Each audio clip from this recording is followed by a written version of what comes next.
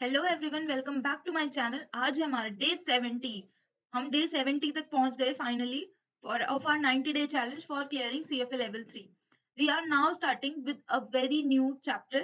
ठीक है, very new reading which is your fixed income active management credit strategies. जो हम एक्टिव फिक्स्ड मैनेजमेंट देख रहे हैं अब। ठीक है, एक्टिव मैनेजमेंट हम इक्विटी का बहुत बार देख लिया, but now we are looking looking at the active management part of fixed income और which is also credit strategies. Credit क्या होता है वो मैं बताऊंगी। स्ट्रेटजीज कैसे कैसे बनेगी, हमने यील्ड कर्व स्ट्रेटजीज देख ली, but now we are looking into credit strategies में भी हम एक्टिव मैनेजमेंट कैसे कर सकते हैं। ठीक है, we are in portfolio management pathway. हमारा पोर्टफोलियो मैनेजमेंट पाथवे का जो रीडिंग है वो चल रहा है, उसमें से भी हमने 5 we have completed out of 8। Now we are on to the sixth reading. So, myself, Nancy Tanwar, CFA Level 3 candidate, Level 1 and Level 2 mentor, and also your friend and your guiding partner in this entire journey for clearing CFA Level 3. Let's get started.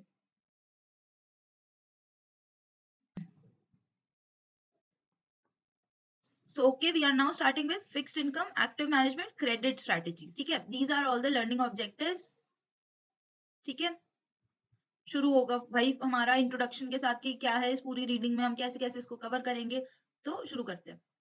जितने भी हमने अभी तक देखा है ना, fixed income वाला portion जो है हमारा, मोस्ट फिक्स्ड इनकम जो इंस्ट्रूमेंट्स होते हैं वो, अच्छा सबको पता है ना कि जो हमारा गवर्नमेंट होता है, जैसे हम इंडेक्स में, अगर मेरे को निफ्टी इंडेक्स इंडिया की बात कर रही हूँ, मैं निफ्टी 50 में मेरे को इन्वेस्ट करना है, तो मैं किसको देखूंगी? अगर मेरे को देखना है कोई भी चीज की, हाँ चलो इसका क्या चल रहा होगा प्राइस निफ्टी का, तो मैं निफ्टी 50 के इंडेक्स देखूंगी, टॉप 50 कंट्रीज ऑफ इंडिया।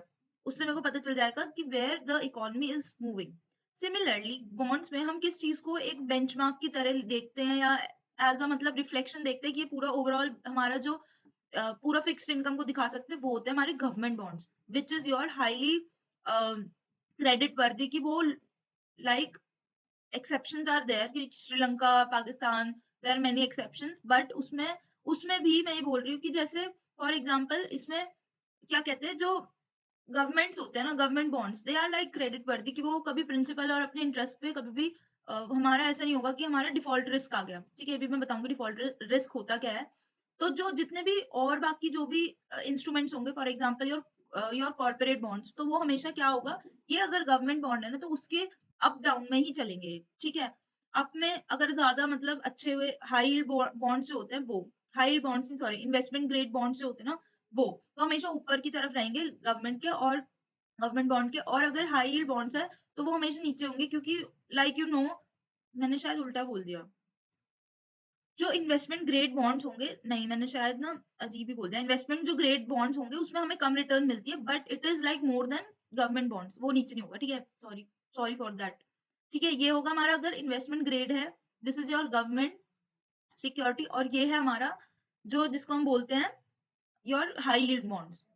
क्योंकि ये सारे इसमें जो गैप है, this is known as yield spread. ठीक है, this is known as yield spread. अब ये डिफरेंट डिफरेंट मेच्योरिटीज के हो सकते हैं, लाइक शॉर्ट टर्म हो सकते हैं, इंटरमीडिएट और मीडियम भी, लॉन्ग टर्म भी हो सकते हैं। तो डिफरेंट डिफरेंट यील्ड्स होते हैं हर एक उसके। ठीक है, तो ये नॉर्मली ऊपर होता है, क्योंकि क्योंकि क्यों होता है वो भी मैं बताती हूँ। क्योंकि हम इसमें बोल रहे हैं कि जो हमारे मोस्ट फिक्स इनकम जो सिक्योरिटीज है, they always trade above the YTM of the government bonds. ठीक है, equivalent government और benchmark bonds of similar maturity. Why they are so like why they are giving high returns than government bonds? Because as I've already said कि जो government bonds होते हैं, they are like credit worthy होते हैं। जो high जो investment grades भी होंगे ना, कॉर्पोरेट बॉन्ड्स ही तो है ना, और हाई यील्ड बॉन्ड्स है, ये तो डिफॉल्ट के इनके पास चांसेस होते हैं कि चाहे कितनी भी अच्छी कंपनी हो, we are taking into consideration कि ये डिफॉल्ट हो सकती है। तो इसमें हम यही बोल रहे हैं, जो यील्ड स्प्रेड होता है ना, जो यील्ड स्प्रेड होता है, जस्ट अ सेकंड इसमें, हाँ, जो यील्ड स्प्रेड होता है या फिर जो डिफरेंस होता है ना, वो क्या करता है, कंपनसेट करने के लिए होता है कि अगर बाय चांस जो हमारी ये पूरी की पूरी जो ये कंपनी है, ये कहीं पैसे दे ना दे, बैंकरप्ट हो जाए और इसमें कुछ और प्रॉब्लम हो जाए कि दैट इंटरेस्ट और प्रिंसिपल जो कैश फ्लोज है, we are not receiving those. ठीक है, और इससे क्या होगा, सॉवरेन इशू, जो सॉवरेन इशूअर है वो अनेबल हो जाएगा मीट करने के लिए जो भी उसके शेड्यूल्ड पेमेंट्स है। तो ये क्या सारी होगी, या फिर उसको बोल सकते हैं डेटेरोरेशन इन क्रेडिट क्वालिटी। हमें सबको पता है गवर्नमेंट इज अ ट्रस्ट वर्दी एंटिटी, हम उस पर ट्रस्ट कर सकते हैं, तभी हम जो हमारे जो नोट्स होते हैं, जो पैसे होते हैं जो हम वो चलाते हैं। ठीक है, उसको भी तो हम गवर्नमेंट के उस पे चला रहे हैं ना, बिहाफ पे, कि I I am the bearer of the this all, जो 10 रुपए का या 100 रुपए 500 2000 जो भी नोट होते हैं उस पे। तो अंडरलाइन जो पूल ऑफ एसेट्स होते हैं for structured instrument such as asset backed security, तो इसमें थोड़ा रिस्क होता है, चाहे वो कॉर्पोरेट बॉन्ड, चाहे हम कितने भी अच्छे कोई भी कंपनी का चूज कर ले। अ portion of the yield spread, और जो उसमें चलो ये तो होता है कि समझ आ रहा है कि जो इसमें थोड़ा बहुत लाइक डिफॉल्ट रिस्क होता है, but there is also one component which is there which is your bid offer cost, bid offer cost of buying और selling a particular bond versus government security. Bid offer का भी इसमें थोड़ा difference होता है, क्योंकि देयर इज अ लिक्विडिटी वाला चीज, वो भी मैं बताऊंगी। Default risk plus liquidity risk, ये टू फैक्टर्स होते हैं जो यील्ड स्प्रेड को मतलब they are the components of yield spread. Yield spread curves are often defined by spread level, spread level और स्लोप से ही डिफाइन होता है, जो जैसे हमने यील्ड कर्व स्ट्रेटजीज में देखा था। And usually group by credit rating. Credit rating क्या होती है? जो क्रेडिट रेटिंग एजेंसीज होती है, example Moody's and standard and poor, Moody's हो गया और हमारा क्रिजाल हो गया, देयर आर मेनी मोर, ठीक है। और तो ये क्या करती है, ये दे गिव रेटिंग्स, ये सारी चीजें पूरा फाइनेंशियल्स और फंडामेंटल सब चीज देखकर कि कंपनी कैसी है, मैनेजमेंट कैसा है, उसका पूरा सब ऑडिट रिपोर्ट वगैरह सब चीज देखकर वो क्रेडिट रेटिंग्स निकालती है कि इसमें कि ये वाली जो हमारी इसमें डिफरेंट डिफरेंट रेटिंग्स होती है। जैसे फॉर एग्जांपल स्कूल में हम लोगों को ग्रेड्स मिलते थे A+, B+, B, C, D, खैर इतना बुरे भी नहीं गए मेरे दिन, O। तो ये सारे क्या होते हैं, ये एक डिस्टिंग्विश कर सकते हैं कि कौन कौन से बच्चे हैं जिनको O+ मिला है, तो दे आर लाइक सेपरेटेड। वैसे सिमिलरली बॉन्ड्स के केस में हम पूरी सारी चीजों को देखते हैं, फंडामेंटल्स देखते हैं, कौन सी जो अच्छी कंपनीज है उनको हम अलग अलग करते हैं, बाइफरकेट और कैटेगराइजेशन के उसमें ये हेल्प होती है to gauge relative risk as well as to anticipate and act on expected changes in the relationship over the business cycle, ठीक है। तो now like we are on the credit, key credit and spread concepts of for active management, इसमें भी दो है, ठीक है। आज हम एक ही कंप्लीट करेंगे और हम नेक्स्ट जो हमारा लेक्चर होगा, लेक्चर नंबर 2, उसमें हम और बाकी देखेंगे, ठीक है। तो इसमें हम सिर्फ क्रेडिट स्प्रेड मेजर्स देख रहे हैं। तो जो ये वाली दिस इससे तो कोई किसी को डर नहीं लग रहा हो, क्योंकि we have already seen this before. Managers जो भी होते हैं मैक्सिमाइज करना चाह रहे हैं फिक्स्ड इनकम पोर्टफोलियो रिटर्न्स, तो हम वो क्या कैसे कर सकते हैं? बाय कर सकते हैं securities with higher YTM than a comparable default free risk free bond, risk free government bond. तो इसमें क्या बोल रहे हैं, अगर मेरे को मैक्सिमाइज करने हैं रिटर्न, तो रिस्क तो ज्यादा लेना पड़ेगा। अगर मैं रिस्क फ्री गवर्नमेंट बॉन्ड ले रही हूँ तो उससे तो मेरे को रिटर्न मिलने से रहा, तो मैं क्या करूंगी, कॉर्पोरेट बॉन्ड्स को उठाऊंगी जिसके पास हायर वाईटीएम है। हायर वाईटीएम रिस्की होंगे, बट वो मेरे को पूरा सब चीज चेक करके ही उसमें इन्वेस्ट करना पड़ेगा। या फिर अब इसमें दूसरी स्ट्रैटेजी भी होती है कि हम इंक्रीज कर दे duration.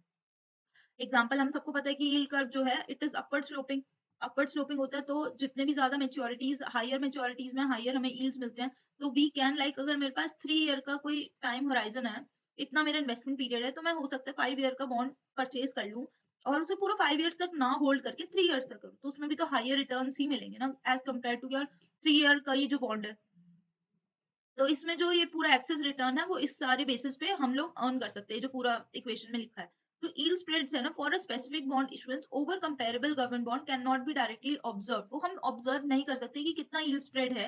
It can rather derived और एस्टिमेटेड फ्रॉम मार्केट इन्फॉर्मेशन।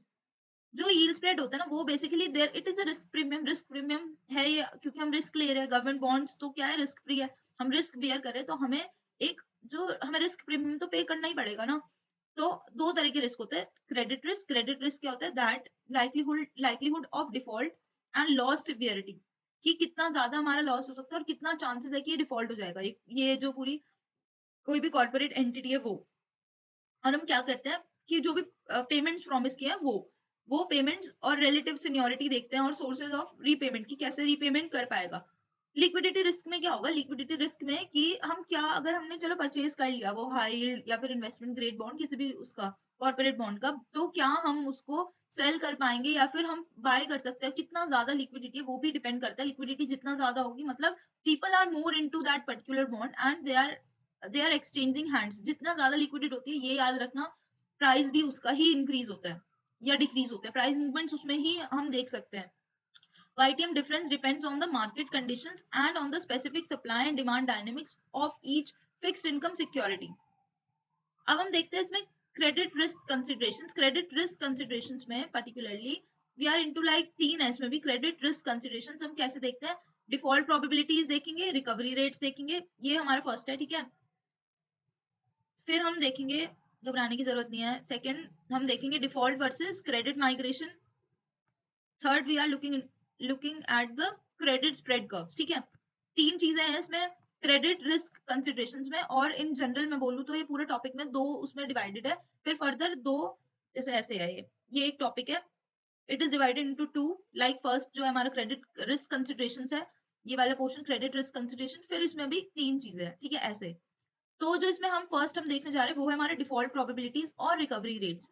अब क्रेडिट वैल्यूएशन एडजस्टमेंट जो ये सीवीए है ना, this is not a new topic, this is not a new word which you are looking at. Level 2 में हम ये देख चुके हैं हमने, और तो इसको पूरा मेजर करने के लिए भी देखा था, ठीक है, कि हम इसको कैसे कैलकुलेट करते हैं, भूलना मत, ठीक है। I know everything is like dusted now, but remove that dust and try to remember all these concepts. Credit valuation adjustment जो होता है वो कंप्राइज करता है present value of credit risk. हम क्या कर रहे हैं, ये बेसिकली सीवीए व्हाट इज दिस, जैसे पी, इसको ऐसे देख सकते हैं हम, प्रेजेंट वैल्यू की तरह है ये, वैसे ही ये इसमें प्रेजेंट वैल्यू बता रहे हैं, बट किसकी, क्रेडिट रिस्क की, of loans, bonds, derivative obligations, इन सब की हम क्या देख रहे हैं, क्रेडिट रिस्क देख रहे हैं। तो it is a useful measure to evaluate two key components of credit risk. Two key components में हेल्प करता है, कौन कौन से, डिफॉल्ट रिस्क क्या होता है कि कितना प्रोबेबिलिटी है, कितने देयर आर चांसेस कि ये जो बॉन्ड है ये डिफॉल्ट कर जाएगा, ये पैसा नहीं देने वाला हमारा। तो likelihood that a borrower defaults or fails to meet its obligation to make full and timely payments of principal and interest according to the terms, जो भी उसने बोल रखा है कि इस टाइम पे देगा, उसमें कितने ज्यादा चांसेस होंगे कि वो डिफॉल्ट कर जाएगा। फिर हमारा लॉस सिवियरिटी मतलब कितना, अगर हमारा चलो डिफॉल्ट हुआ है तो बट कितना लॉस हो सकता है, चलो डिफॉल्ट हो गया है ये, तो हमारे ये कितने पैसे दे सकता है, तो उसको हम क्या बोलते हैं, लॉस सिवियरिटी। और ये हमेशा परसेंटेज इन एनुअल टर्म्स देखी जाती है, फॉर एग्जाम्पल 10%, 5%, ये सब। जो एलजीटी है, एलजीटी क्या होता है, loss given default is most often expressed as a percentage of par value. एक बार ना जो लेवल 2 में हमने पूरा एक देखा था ना, उसको रिवाइज करना इसमें बहुत ज्यादा जरूरी है। मैं आप लोगों को एक चीज बोलूंगी, एक बार देख लो, समझ लो उस चीज को, वो टेबल जो बना था कि कैसे वो पूरा सीबीए हमने डिराइव किया था। हमने प्रोबेबिलिटी ऑफ डिफॉल्ट निकालता, एलजीटी निकालता, पूरा एक पर्टिकुलर सीरीज ऑफ मतलब कैश फ्लोज था उसका। तो वो चीज करना बहुत ज्यादा जरूरी है। अब spread is equals to this, ये चीज बोल रहे हैं, but it only works for bonds trading close to par. The historical POD is probability of default. LGD is loss given default. Rate is much lower for investment grades than high yield bonds. Credit loss rate क्या होता है? Credit loss rate represents the realized percentage of par value loss to default for a group of bonds. ऐसे बोल रहे हैं कि कितना percentage हमारी अगर 100 का पार वैल्यू चल रहा है तो कितना percentage, like example 10%, 20% par value loss हो गया जो हमें नहीं मिलने वाला। क्रेडिट लॉस रेट वही होता है, या फिर जो बॉन्ड्स है default rate multiplied by the loss severity. Credit loss rate और लॉस सिवियरिटी को आपस में कंफ्यूज करने की बिल्कुल जरूरत नहीं है, क्योंकि जो क्रेडिट लॉस रेट है इट इज लाइक, अगर मैं ऐसे लिखूं, credit loss rate it is equals to loss severity, not equal to loss severity completely, but multiplied by default rate. Default rate से हम जब मल्टीप्लाई कर रहे हैं ना तभी ये पूरा आ रहा है, ना कि सिर्फ जो loss severity, it is not equal to like your credit loss rate. The percentage of par value lost in a default scenario depends on whom, bond का relative position in the capital structure, whether it is secured और unsecured, ये भी matter करता है। Secured और unsecured मतलब कि वो कोलेटरल उसने दे रखा है, अगर वो लॉस कर रहा है तो क्या वो उसको उसकी भरपाई के लिए वो कुछ चीज बेच देगा जिससे हमें हमारे पैसे रिकवर हो सकते हैं, वो सारी चीजें। सीवीए क्या होता है, सीवीए एडजस्टमेंट, ये पूरा पूरा दे रखा है, इसको मैं एक्सप्लेन नहीं कर रही हूँ, ये लोग ये चीज ना आप देखना, वो जो टेबल के साथ है आप लोगों को ये पूरा चीज समझ आ जाएगी, ठीक है। और इसमें जैसे एक्सपेक्टेड एक्सपोजर दे रखा है कि कितना एक्सपेक्टेड एक्सपोजर होगा हमारा इवेंट ऑफ डिफॉल्ट में, सारे कॉलम्स बनते थे। फिर हमारा रिकवरी रेट क्या होगा अगर लॉस हो गया, फिर हमारा अमाउंट ऑफ लॉस क्या होगा अगर डिफॉल्ट हो गया, कंडीशनल प्रोबेबिलिटी क्या हो गया अगर बोरोवर डिफॉल्ट कर गया, ठीक है, अज्यूमिंग कि नो कोई प्रायर इवेंट नहीं होगा, फिर हम probability weighted amount of loss निकालते थे। फिर हम प्रेजेंट वैल्यू निकालते थे at a risk free rate, उसको पूरा डिस्काउंट करके हम सीवीए निकालते थे, और उसका पूरा जो present value of expected loss होता था उसको हम बोलते थे सम करने के बाद सीवीए। इसको देखना बहुत ज्यादा जरूरी है, ठीक है। Default versus credit migration. Default credit migration क्या होता है, जैसे कि मैं एक कंपनी हूँ और एक एग्जांपल एचडीएफसी है, मैं बहुत ज्यादा ये एचडीएफसी को ही लेती हूँ, this is not a sponsored video by HDFC और सम अदर थिंग। एग्जांपल इसमें एचडीएफसी है, या फिर लेट से अलग ले लेते हैं, एयरटेल ले लेते हैं, या फिर हम ले लेते हैं और भारतीय एयरटेल, तो ये सेम हो गया, और हम ले लेते हैं रिलायंस। अब इनकी T0 में ना क्रेडिट रेटिंग लेट से ए थी, इसकी ट्रिपल ए, इसकी ये। क्रेडिट माइग्रेशन क्या होगी T1 में, अब क्या होगा अगर मान लो इसमें कि इसका लाइक्लीहुड क्या है कि ये जो पूरा बॉन्ड है ना उसका ये रेटिंग्स चेंज हो जाएगी, उसको हम बोलते हैं क्रेडिट माइग्रेशन। और उसका हमेशा ज्यादातर नेगेटिव इफेक्ट होता है बॉन्ड प्राइसेस पे, because the chance of downgrade exceeds मतलब बुरी चीज अगर कोई, मैं इसको थोड़ा सा भी इसमें ना नीचे इसको, इस पूरी सिक्योरिटी को नीचे गिरा दूं ना, तो उसमें जो इम्पैक्ट होगा वो ज्यादा होगा एज कम्पेयर टू अगर मैं इसको इंक्रीज कर दूं। लाइक इसमें बोलते हैं ना, बुरी चीज ज्यादा जल्दी फैलती है और अच्छी चीज धीरे धीरे मतलब किसी तक भी पहुंचती है, तो वही है इसमें, बुरी चीज का असर बॉन्ड प्राइस पे ज्यादा पड़ेगा as compare to your price increment. तो इसमें यही चीज बोल रहे हैं। और अगर मैं इसको बोल दूं कि ये बी में मैं इसको कन्वर्ट कर रही हूँ, तो ये इसका एचडीएफसी के जो बॉन्ड प्राइसेस है, they will fall like, they will fall like anything, ठीक है। तो जो yield spread है इंक्रीज होता है at lower credit ratings is far greater than the spread decrease in the event of credit upgrade, ठीक है। इन्वेस्टर्स जो है typically categorize credit risk using public debt ratings. कैसे कैटेगराइज करते हैं क्रेडिट रिस्क को? Using these all these rating agencies के थ्रू। इन्वेस्टमेंट ग्रेड जो बॉन्ड्स होते हैं उनके पास हायर क्रेडिट रेटिंग्स होती है, लोअर डिफॉल्ट रिस्क होता है, हायर रिकवरी रेट होता है और offers all in yield to maturity. वैसे ही यहाँ पे अगर मैं हाई yield बॉन्ड्स की बात करूँ तो they offer high yields to maturity. और क्या होता है, लोअर क्रेडिट रेटिंग्स होती है। लोअर मतलब अच्छी, अच्छी नहीं, इसमें हाई yield बॉन्ड्स में लोअर क्रेडिट रेटिंग्स मतलब बुरी होती है। इनकी जो क्रेडिट रेटिंग्स है उनका डिफॉल्ट रिस्क भी ज्यादा होगा और लोअर रिकवरी रेट होगा। जो लोअर रेटेड बॉन्ड्स होते हैं they face greater impact from market events, उनको ज्यादा ही असर पड़ेगा। अगर मैं बोल रही हूँ कि कोई गंदे स्टॉक्स है, तो वो गंदे स्टॉक्स क्या होगा, अगर मार्केट थोड़ी सी टिप जाएगी ना, वो पूरे के पूरे नीचे जाएंगे। बट अगर जो भी अच्छे स्टॉक्स हमेशा बुरी मार्केट में चल जाते हैं, बट जब अच्छा चल रहा होता है ना, तो सब जो गंदे भी होते हैं ना, वो भी दौड़ रहे होते हैं रेस में। Third is your credit spread curves. Credit spread curves क्या होते हैं? अब इसमें भी जैसे लाइक यील्ड कर्व्स होते हैं, वैसे क्रेडिट स्प्रेड कर्व्स होते हैं, जिसमें कि they are showing the difference relationship between the credit spread और जो रेटिंग्स है। तो they are like categorize by rating, issuer कौन है, टाइप क्या है, कॉर्पोरेट सेक्टर कौन सा है। जो credit curve, these curves are derived from the difference between all in yields to maturity for bonds within each respective category and government benchmark। अब इसमें पर्टिकुलर जो, अगर मैं गवर्नमेंट सिक्योरिटी की बात कर रही हूँ, तो मैं उस पर्टिकुलर मेच्योरिटी का देखूंगी और उसमें ना जो भी कैटेगरी होगी उस पर्टिकुलर कैटेगरी और बेंचमार्क की जो बॉन्ड है उसमें जो डिफरेंस होगा उसको देखूंगी। और swap yield curve with adjustment for specific credit spread measures. जो प्राइमरी क्रेडिट रिस्क होता है ना, for include the level and slope, ये मैं दिखा चुकी हूँ अभी एक बार। जितना ज्यादा फ्लैटर होगा उसका मतलब ये है कि जो शॉर्ट टर्म है और जो लॉन्ग टर्म है ना, ऐसे है, तो उसमें जो लॉस है ना, उसमें डिफॉल्ट प्रोबेबिलिटीज या डाउनग्रेड होने का इक्वल चांस है, नियर और लॉन्ग टर्म दोनों में। Credit spread curve changes are broadly driven by credit cycle and the expansion and contraction of credit over the business cycle. मतलब it also varies according to business cycle, like the equity वाला जो part था वो उसी की तरह है। विच translates into जो भी हम कैसे देख सकते हैं एसेट प्राइसेस में।